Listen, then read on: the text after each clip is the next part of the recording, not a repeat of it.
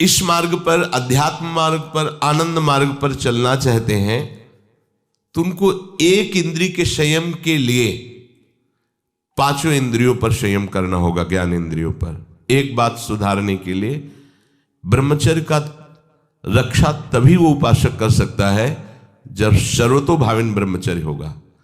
एक जनेन्द्रीय के ही ब्रह्मचर्य की पुष्टता का जब आप लक्ष्य कर लोगे तो उसकी पुष्टता के लिए आपको सर्वतोभावेन ब्रह्मचर्य धारण करना पड़ेगा। सर्वतोभावेन नेत्र का ब्रह्मचर्य, जो नेत्र किसी को भी देखकर भोग कामना कर लेते हैं, भोग बुद्धि से देखते हैं वस्तु को, व्यक्ति को, किसी को भी, ये नेत्र से व्यभिचार हो रहा है, इसीलिए सावधान रहना चाहिए।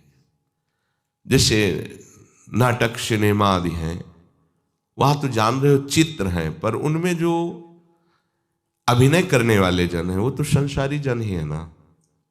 उनका पहनावा, ओढ़ावा, हाव भाव, अंग प्रत्यंग, अगर आप भगवत भाव से युक्त है तो संपूर्ण सृष्टि में कहीं भी दृष्टि जाए अपने प्रभु की भावना होती है। पर वहां तक पहुंचने के लिए आपको ये त्यागना होगा ना। आप किसी का अनुकरण न करें, आप अपनी स्थिति को देखें। अगर आप किसी का अनुकरण करते हैं कि हमने उनको देखा है वो टीवी देख रहे हैं, तो टीवी में क्या देख रहे हैं, कहाँ स्थिति है, हमें क्या पता। हमको जहां पहुंचना है उसके लिए हमारे लिए बाधक है, हमें नहीं देखना है। अगर आप माना कि कोई नाटक ही देख रहे हैं, कोई ऐसे सीरियल ही देख रहे हैं, पर उसमें अभिनय करने वाले तो संसारी भोगी पुरुष ही है ना। आप कोई त्यागी जितेंद्रीय महात्मा को थोड़ी देख रहे हैं। तो उस देखने में तन्मयता आती है, जिसको हम देखते हैं उस पर हम आसक्त होते हैं, तभी तो उसका सुख दुख अनुभव होता है। देखो कोई ऐसी रोने वाली सीन आए तो रोना आ जाएगा, हंसने वाली आ जाए तो हंसना आ जाएगा, ऐसे तो उसका प्रभाव हम पर पड़ रहा है ना।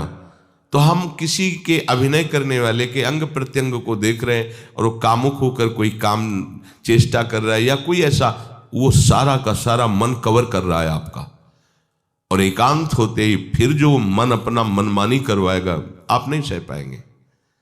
इसलिए नेत्र का ब्रह्मचर्य सबसे पहले शुरू कीजिए। आपको वो चीज नहीं देखनी, वो बात नहीं पढ़नी, वो दृश्य नहीं। श्रीमद् भागवत में वर्णन है, कोई पशु पक्षी भी मैथुन कर रहा हो, अचानक दृष्टि गई तो मानसिक प्रणाम करके दोबारा दृष्टि नहीं जानी चाहिए। इसीलिए लिखा है कि आप एक धनुष भूमि को देखकर, एक धनुष, इसमें किसी की हानि नहीं होगी, आपकी भी हानि नहीं होगी। आप एक धनुष भूमि देख करके ही चलिए, मतलब बहुत लंबी दूरी देखने की जरूरत नहीं है, बहुत दृष्टि उठा करके इधर उधर गर्दन हिलाने की जरूरत नहीं है। और जैसे कि कोई टक्कर मार सकता है, तो देखो जिनको प्रारब्धानुसार टक्कर लगनी होती है ना, वो चाहे जितनी सावधानी से चलो, वो प्रारब्ध आकर के दंड देता है। अन्यथा सीम की चाप सके को तासु, बड़ रखवार रमापति जासु। आप जा रहे हो भगवत चिंतन करते हुए, तो प्रभु का नाम आपका पहरेदार अंग रक्षक है, कोई बाल भी बांका नहीं कर सकता। आपका प्रारब्ध यदि आया है, प्रभु से पास हो गया है कि आपको ये दंड मिलना चाहिए, फिर मिलेगा। आप निश्चिंत रहिए, निर्भय रहिए। प्रभु का जो विधान है वो मंगल करने वाला है। देखो इतने बड़े महापुरुष पूज्य श्री राधा बाबा, श्री आद्याशक्ति भगवती की प्रसन्नता की आराधना कर रहे हैं, क्योंकि श्री कृष्ण हमारे पति हों, इस सिद्धांत की पुष्टता के लिए। और पैर फिसल जाता है, स्नान करने जाते हैं, खड़ाऊ पहने हुए थे और अंग टूट जाता है, दवा नहीं लेते, बांस की खिपचाल बांधकर पुनः अनुष्ठान में बैठते हैं। बलिहारी ऐसी सामर्थ्य की, ये भागवतिक प्रारब्ध ऐसे महापुरुषों को भी दंड दे देता है। देखो ना, ऐसे महापुरुष जो ऐसी ऊंचाई पर पहुंचे हैं और इतने भागवत भजन में नियम निष्ठ हैं, उनको भी प्रारब्ध दंड दे रहा है शरीर को। तो अपने को इससे निश्चिंत हो जाना है। जो होना है उसे रोक नहीं सकते, जो नहीं होना उसे कोई कर नहीं सकता। अपने आराध्य देव के चिंतन में ज्यादा नेत्रों को इधर उधर दौड़ाने की जरूरत नहीं है। नेत्र का ब्रह्मचर्य, फिर वाणी का ब्रह्मचर्य, बहुत बड़ा प्रभाव पड़ता है इससे। यदि आप जवान से अश्लील बातें, गंदी बातें, कामुक बातें करेंगे तो आप ब्रह्मचर्य रह ही नहीं सकते। अगर आप वाणी से परस्पर शरीर आकर्षण वाली बातें करेंगे, बट उसको देखा तुमने क्या, बस आप गए।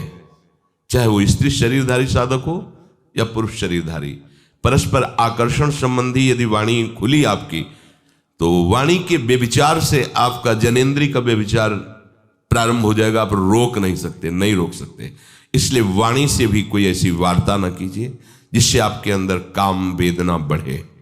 श्रवणेंद्री का, कान से गंदी बातें, व्यभिचार की बातें, कामुक बातें सुनना जिससे हमारे हृदय में कामना जग जाए, बिल्कुल नहीं।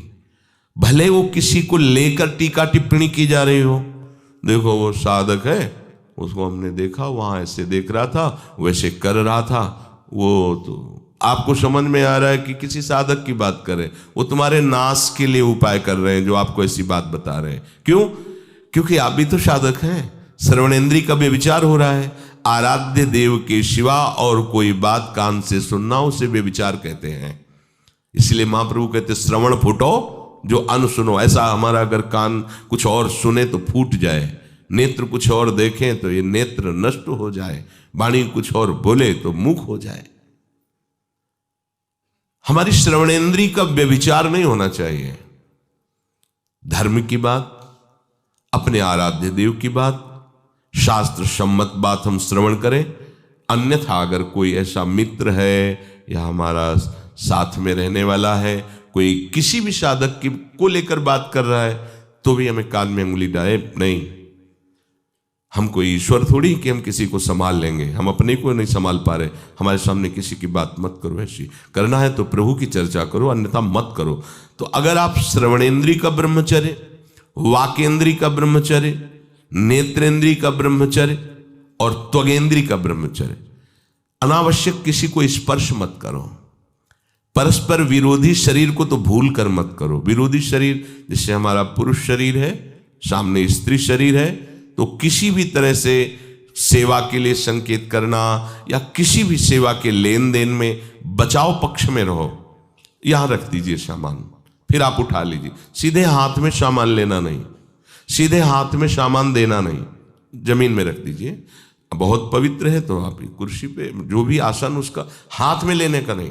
परस्पर विरोधी भाव वाले शरीरों का स्पर्श बिल्कुल निषेध है, किसी भी कारण से न किया जाए।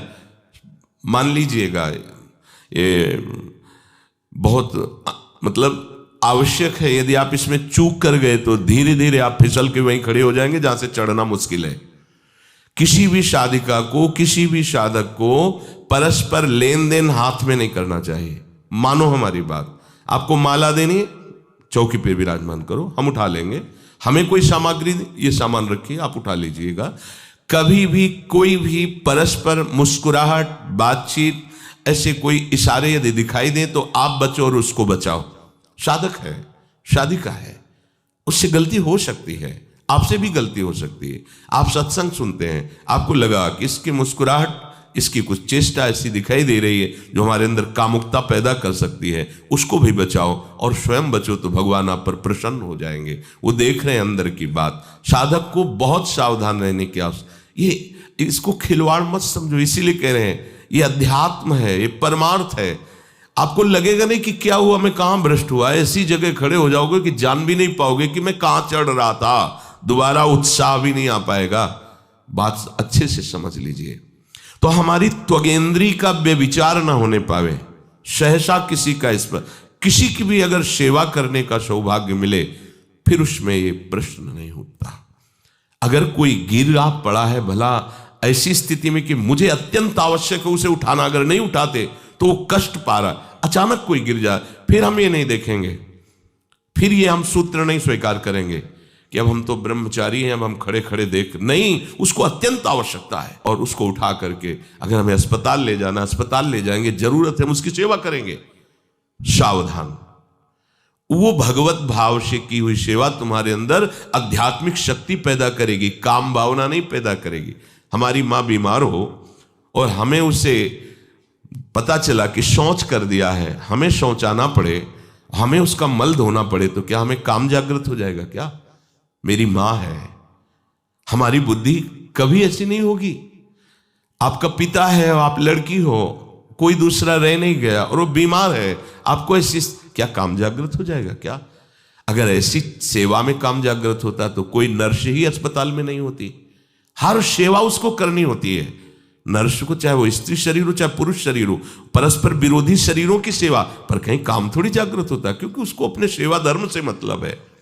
तो ये सेवा के समय इस सूत्र को न देखा जाए, पर ध्यान रखें, अत्यंत आवश्यक जहां आपके सिवा नहीं हो सकता वहां अगर हमें ऐसा अवसर मिलता है कि सेवा उसे हो सकती है तो हम पहले उसे प्रेरित करेंगे।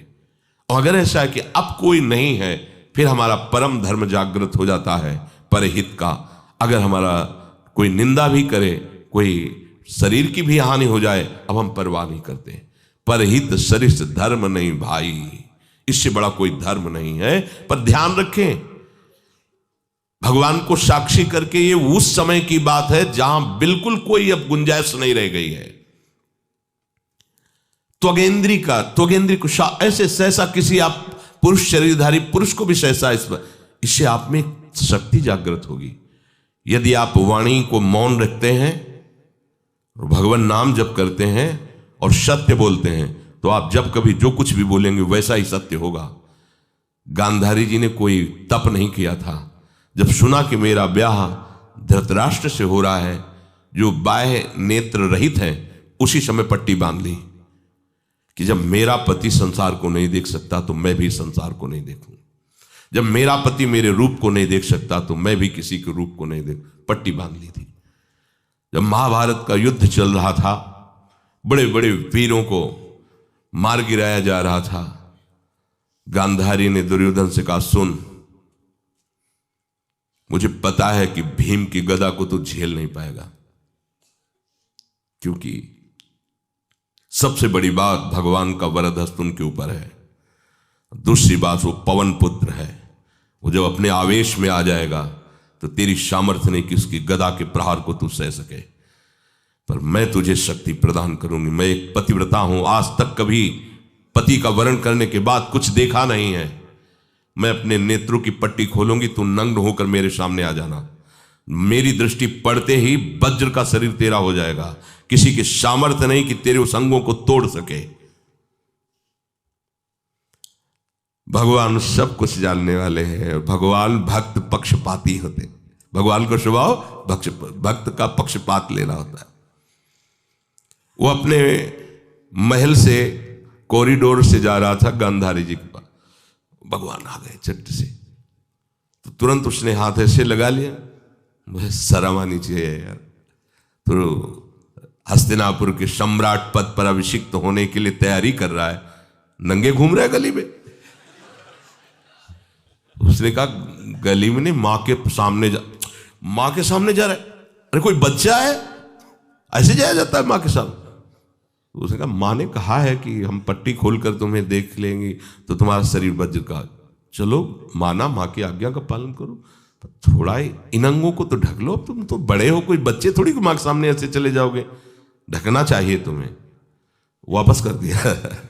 वो यहां ऐसे पत्तों से ढका, वस्त्र नहीं पहना, मां की आज्ञा, ऐसे पत्ते से ऐसे कमर से ऐसे ढक लिया, पीछे आगे ऐसे। गांधारी जी ने पट्टी खोली और जे ही देखा पूरा शरीर वज्र का हो। तो ये क्या किया तूने, कमर में क्यों बांध लिया? बोले शर्म लगती थी। कैसे आपके? बोले यहीं से मारा जाएगा, भीम की गदा का प्रहार तेरी इसी जंघा और कमर को तोड़ देगा, तेरी मृत्यु। मान गई, प्रभु के विधान के आगे किसी का बल काम नहीं करता। गांधारी, ये केवल आंख में पट्टी बांधने की सामर्थ्य थी कि मेरा पति यदि अंधा है तो मैं भी किसी रूप को नहीं देखूंगी।